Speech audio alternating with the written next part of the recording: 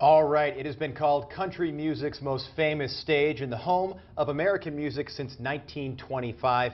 Located in Nashville, Tennessee, I'm sure that many in Kern County and Bakersfield or Nashville West are very familiar with the Grand Ol Opry. Our next guests, Dan Rogers and Brenda Colliday, are joining us now live this morning, taking us backstage at the Opry with their new book. Good morning, guys. Thanks for being with us. Good morning. Good morning. I got to ask you, there's a quote in the book, no offense to all the people sitting in the seats, but the real show is backstage. Tell us about that. That's a quote from Grand Ol Opry member and superstar Garth Brooks, who really hit the nail on the head. He said, you know, what he said was that there's so much great stuff happening out front, new stars, superstars, and legends on that Opry stage every time the curtain goes up. But there's even more great things. There are even more great things happening backstage. Maybe it's a new artist meeting his or her hero. There's also just great music happening backstage all the time as well. Now, Garth Brooks made his first appearance there in 1990, I believe. The book is wonderful. It's filled with over 250 photos. Garth Brooks actually got engaged right here in Bakersfield at the Crystal Palace, Buck Owens' famous Crystal Palace. Tell us a specific backstage story that I wouldn't read somewhere online. Oh, well, I love the story. You know, the book is chock full of stories, and you can pick up the book at Opry.com.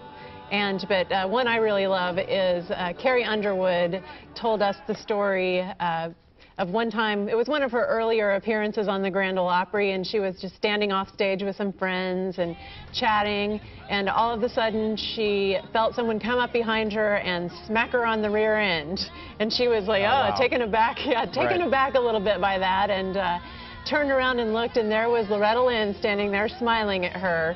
She had given her a little special welcome to the family. How cool is at the Grand Ol that? Opry, I know.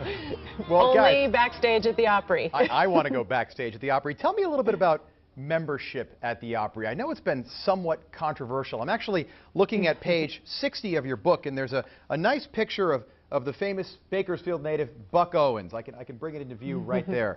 Now, Buck Owens and Merle Haggard are both not members, and my question is, how is that possible?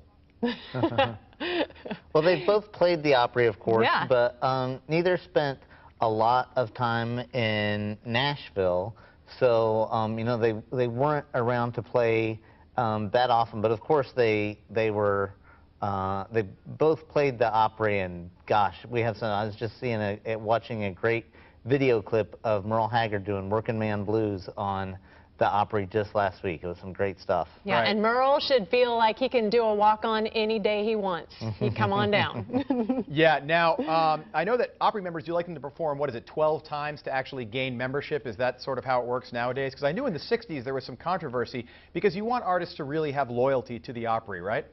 Oh, sure. We ask that as folks become a member these days, if they can play 10 shows a year, if at all possible.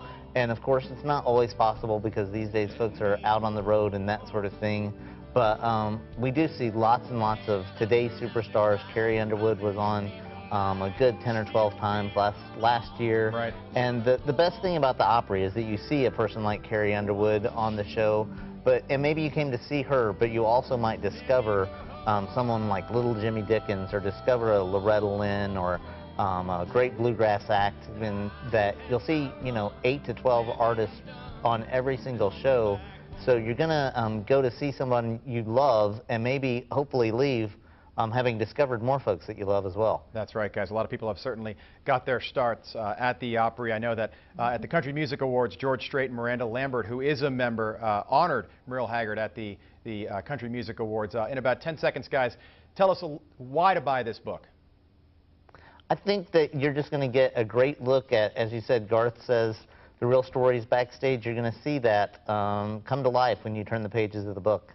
All right, Brenda Colliday and Dan Rogers, thank you guys so much for being with us this morning. The book is Backstage at the Grand Ol Opry. We'll talk to you guys again soon. Thank you. All right, thank you. Thank you.